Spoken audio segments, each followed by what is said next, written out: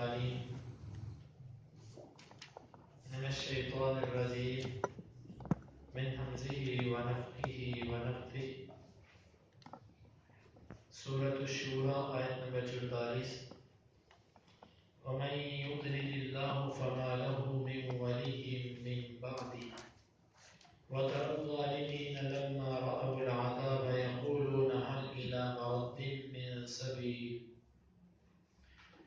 وتراهم يعرضون عليها خاشعين من الذل ينظرون من طرف خفي وقال الذين آمنوا إن الخاسرين الذين خسروا أنفسهم وأهليهم يوم القيامة ألا إن الظالمين في عذاب مقيم وما كان لهم من أولياء ينصرونهم من دون الله ومن يضلل الله فما له من سبيل. ومن اور جو کوئی یضلل گمراہ کر دے اللہ اللہ، ومن اور جس کو یضلل گمراہ کر دے اللہ اللہ، فما فا کا مطلب پس ما نہیں، لام کا مطلب کے لیے ہو اس کے، فما لہو پس نہیں ہے اس کے لیے، من کوئی ولی دوست، من سے بعد بعد ہی اس کے، ومن یضلل اللہ فما لہ من ولی من بعد، اور جس کو اللہ گمراہ کر دے پس نہیں ہے اس کے لیے کوئی دوست اس کے بعد. وَتَرَا اور تو دیکھے گا الظالمین ظالموں کو، لما جب رأوا وہ دیکھیں گے العذاب عذاب کو، اور تو دیکھے گا ظالموں کو جب وہ دیکھیں گے عذاب کو، یقولون وہ کہیں گے حل کیا، الہ کی طرف، مرد لوٹنے کے، من کوئی سبیل رستہ ہے، وہ کہیں گے کیا لوٹنے کی طرف کوئی رستہ ہے. وَتَرَا اور تو دیکھے گا ہم ان کو، یعرضون وہ پیش کیے جائیں گے، علیہا علی کا مطلب پر ہا اس کے، وہ پیش کیے جائیں گے اس کے اس پر، خاشعین جھکے ہوئے ہوں گے، من سے الذلی ذلت سے، ذلت کی وجہ سے جھکے ہوئے ہوں گے، ینظرون وہ دیکھیں گے، من سے طرف نظر خفی مخفی، مخفی نظر سے وہ دیکھیں گے.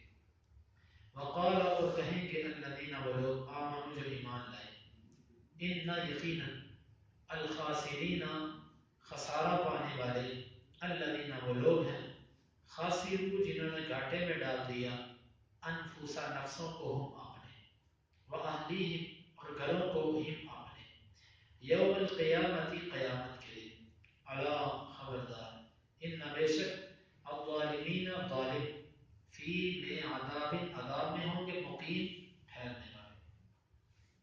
وما اور نہیں، کان ہے لہم نام کا مطلب کے لیے ہم ان کے، من کوئی اولیاء دوست نہیں ہے ان کے لیے کوئی دوست، ینصرون وہ مدد کریں ہم ان کی، من سے دون علاوہ اللہ اللہ، نہیں ہے ان کے لیے دوست جو مدد کرے ان کی اللہ کے علاوہ. ومن اور جس کو یضلل گمراہ کر دے اللہ اللہ، فما بس نہیں ہے لہو اس کے لیے، من کوئی سبیل رستہ. ومن یضلل اللہ فما لہ من ولی من بعدہ، اور جس کو اللہ گمراہ کر دے بس اس کے لیے اس کے سوا کوئی دوست نہیں ہے. وَتَرَى الظَّالِمِينَ لَمَّا رَأَوُا الْعَذَابَ اور تو ظالموں کو دیکھے گا جب وہ عذاب کو دیکھیں گے، یقولون هل إِلَى مَرَدٍ مِّن سَبِيلٍ وہ کہیں گے کیا لوٹنے کی طرف کوئی رستہ ہے. وَتَرَاهُمْ يُعْرَضُونَ عَلَيْهَا خَاشِعِينَ مِنَ الذُّلِّ اور تم کو دیکھے گا وہ آگ پر پیش کیے جائیں گے، ذلت کی وجہ سے وہ جھکے ہوئے ہوں گے، ینظرون من طرف خفی وہ اس کو مخفی نظر سے دیکھیں گے. وقال الذین آمنوا اور ایمان والے کہیں گے، ان الخاسرین الذین خسروا انفسهم واہلیہم یوم القیامہ یقیناً خسارے والے تو وہ لوگ ہیں جنہوں نے اپنے آپ کو اور اپنے گھر والوں کو گھاٹے میں ڈال دیا قیامت کے دن. الا ان الظالمین فی عذاب مقیم خبردار بے شک ظالم ٹھہرنے والے عذاب میں ہوں گے. وما کان لهم من اور نہیں ہوں گے ان کے لیے کوئی دوست ینصرونہم من دون اللہ، جو ان کی مدد کرے اللہ کے سوا، ومن یضلل اللہ فما لہ من سبیل، اور جس کو اللہ گمراہ کر دے بس اس کے لیے کوئی رستہ نہیں ہے۔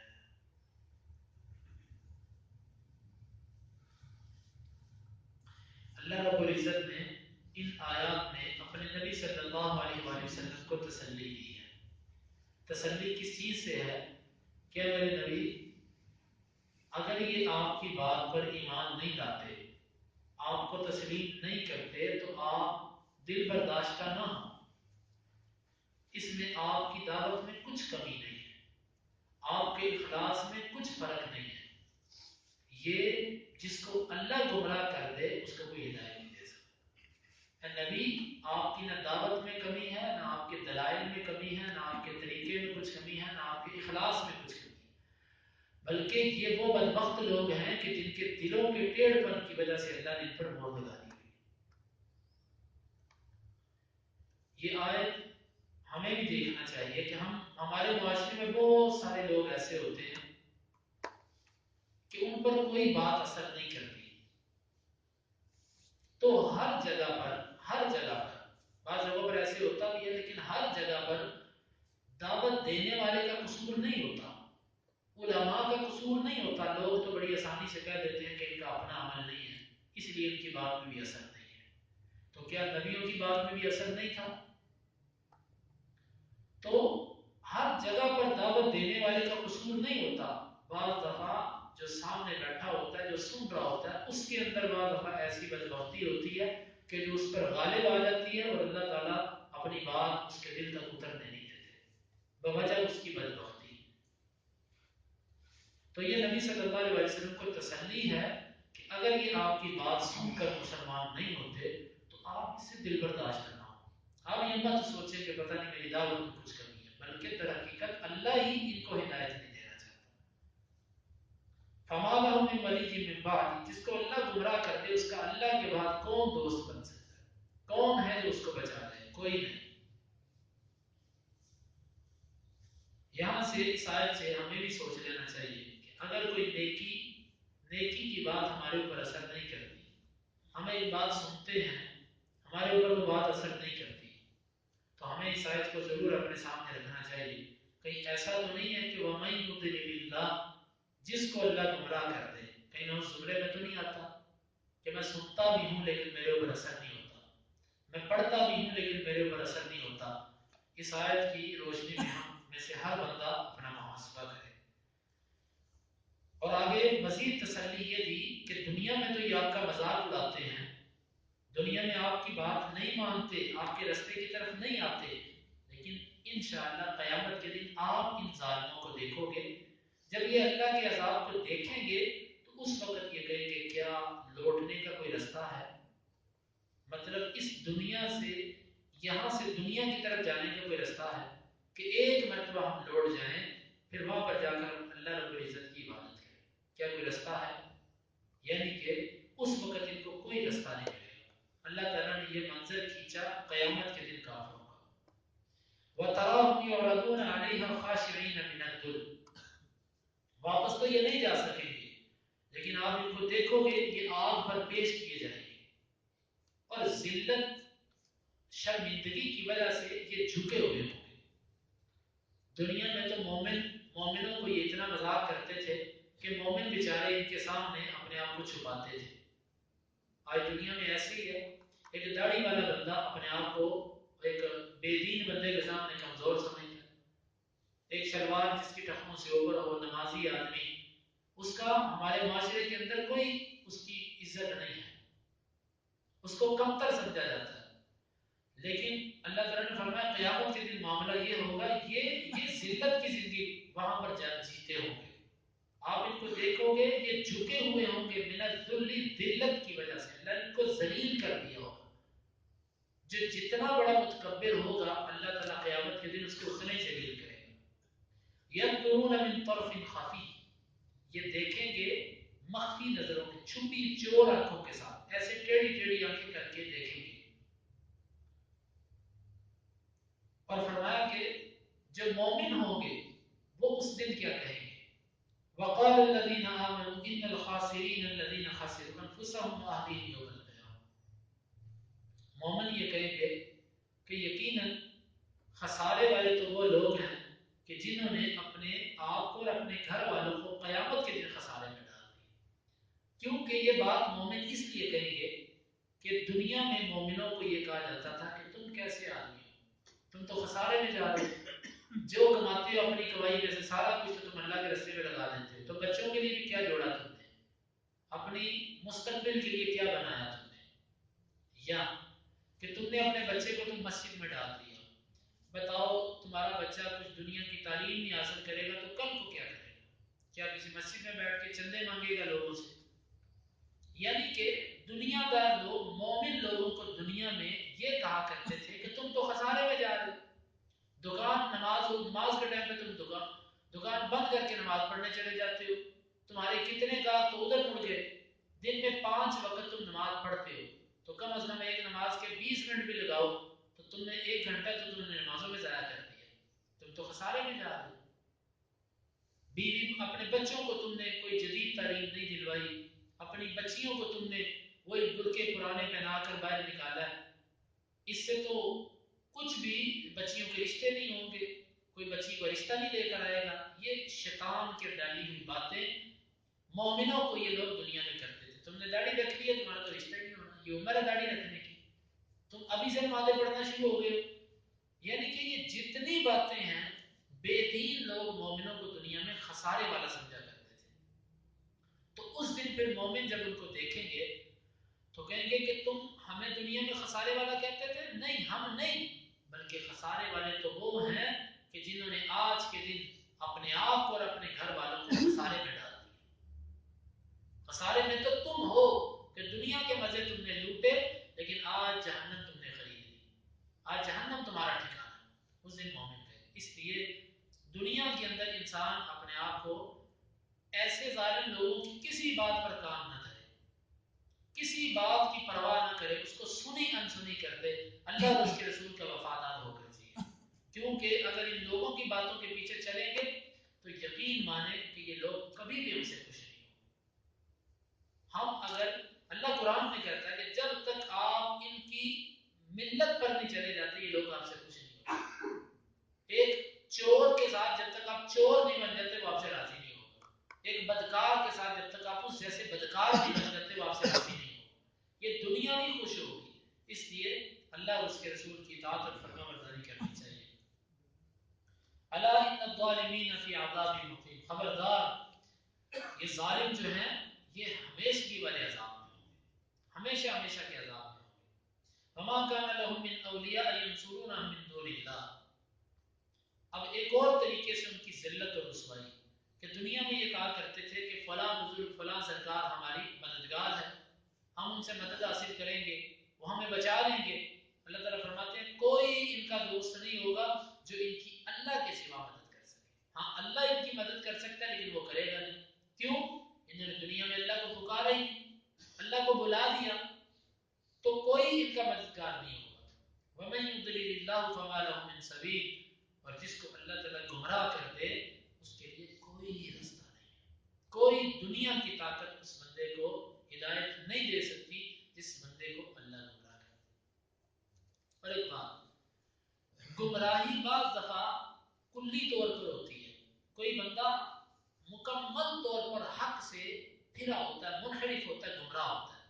اور بعض دفعہ ایک بندہ بعض مسائل میں ٹھیک ہوتا ہے اور بعض مسائل میں گمراہی پر ہوتا ہے. یہ جو دوسری صورت ہے نا یہ میرے اور آپ کے اندر موجود ہے کہ ہم کچھ چیزوں میں تو ٹھیک ہیں لیکن بہت ساری چیزوں میں ہم گمراہی پر بھی ہیں. مطلب وہ چیزیں جو میرے نفس کے خلاف ہیں، میری خواہش کے خلاف ہیں، میرے گھر کے برادری کے رواج کے خلاف ہیں، یا میرے باپ دادا کے لائے ہوئے دین کے خلاف ہیں، یا وہ میرے پرانا طریقہ جس سے آج تک میں نمازیں پڑھتا آ رہا ہوں جو اس کے خلاف ہے، جو باتیں جو میرے پرانے عقیدے کے خلاف ہیں اس کو میں بدلنے کے لیے ابھی تیار نہیں. تو یہ ہمیں سوچ لینا چاہیے کہ اللہ تعالیٰ بعض دفعہ کسی بندے کے لیے جو بدلنا نہیں چاہتا. یاد رکھو ہمیشہ میں اور آپ ہر خاص اور عام، ایک عالم دین ہے کہ ایک عامی بندہ ہے، دونوں کی سوچ ہر وقت یہ ہونی چاہیے میں نے اپنے آپ کو بہتر کرنا ہے. بھی اپنے آپ کو یہ مت سمجھو کہ میں کامل ہوں۔ جو بندہ یہ بات سمجھ لیتا ہے نا کہ میں پورا ہوں، مجھے اب کسی ہدایت کی ضرورت نہیں، مجھے کسی کی رہنمائی کی ضرورت نہیں، یہ بندہ سمجھو کہ پکا شیطان کے ہاتھ میں آ گیا۔ اسی بندے میں پھر تکبر آتا ہے، اسی بندے میں پھر خرابیاں پیدا ہوتی ہیں۔ ہمیشہ انسان اپنی عمر کے جس اسٹیج پر بھی ہو، اس کو اپنے بہتر بنانے کی جستجو کرتے رہنا چاہیے کہ میں اپنے آپ کو مزید بہتر بناؤں، اپنے آپ کو مزید بدلوں، بہتر سے بہتر کی طرف لے آؤں۔ اسی لیے اپنے اوپر تنقید کا دروازہ کبھی بند نہیں کرنا چاہیے۔ جب آپ اپنے اوپر تنقید کا دروازہ بند کر دیں گے، اپنے خلاف کچھ سننا برداشت نہیں کریں گے، پھر آپ کی اصلاح وہیں پر رک جائے گی، آپ کی اصلاح مزید نہیں ہو سکتی۔ کیوں؟ دیکھو، اعتراض کرنے والا عربی کا مقولہ ہے المعترض کالاعمی، اعتراض کرنے والا اندھے کی طرح ہوتا ہے۔ بعض دفعہ اعتراض کرنے والا ایسا اعتراض کرے گا، وہ اتنا گھٹیا ہوگا کہ آپ کا دل جو ہے نا اس سے پس جائے گا کہ یار اس میں اللہ کا خوف ہی نہیں ہے۔ لیکن آپ اس پہ کوشش کرو کہ صبر کرو، کوشش کرو اس پہ صبر کرو، کم از کم اس کا اتنا فائدہ تو ہوگا نا کہ آپ میں برداشت کا مادہ پیدا ہوگا، آپ میں صبر اور برداشت کرنے کی قوت پیدا ہوگی۔ یہ بڑا مشکل کام ہے، یہ ہم سے بھی نہیں ہوتا، لیکن اللہ تعالیٰ سے دعا کرتے رہیں تو اللہ تعالیٰ یہ ہمارے لیے آسان کر دے گا۔ تو جب تک اگر کوئی اعتراض کرتا ہے آپ اس کی سن لو، اگر اس کی بات ٹھیک ہے تو مان لو، ٹھیک نہیں تو اس کی بات کو چھوڑ دو۔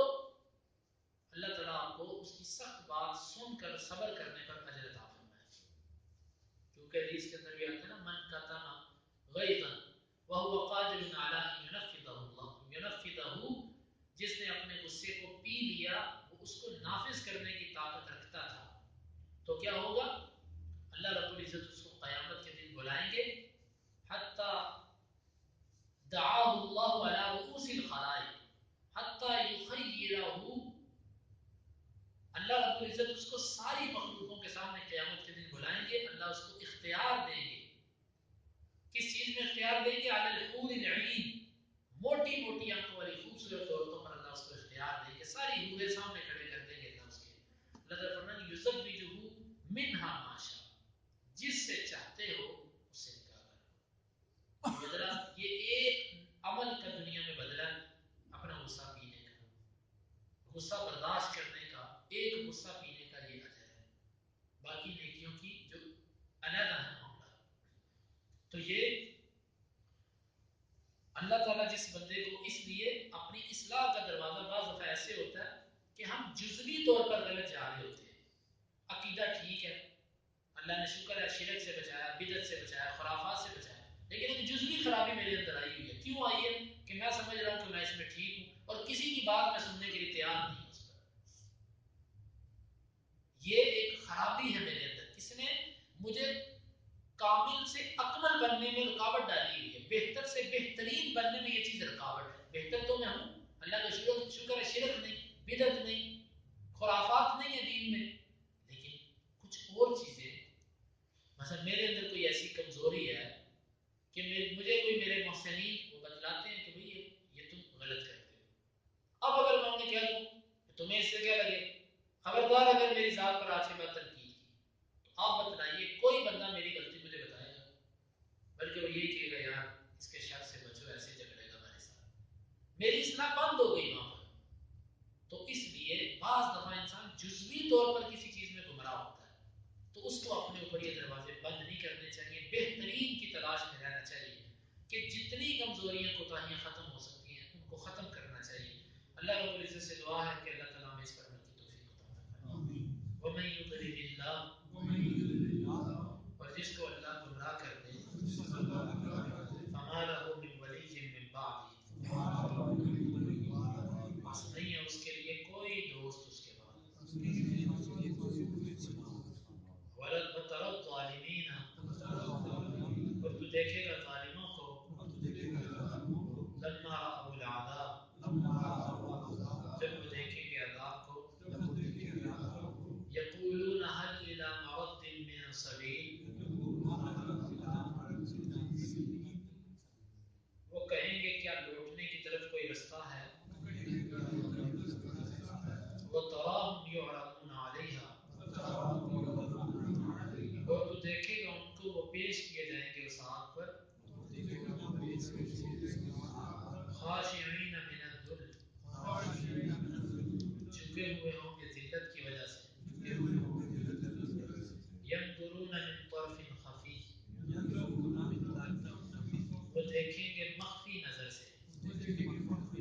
فقال الذين آمنوا وقال الذين آمنوا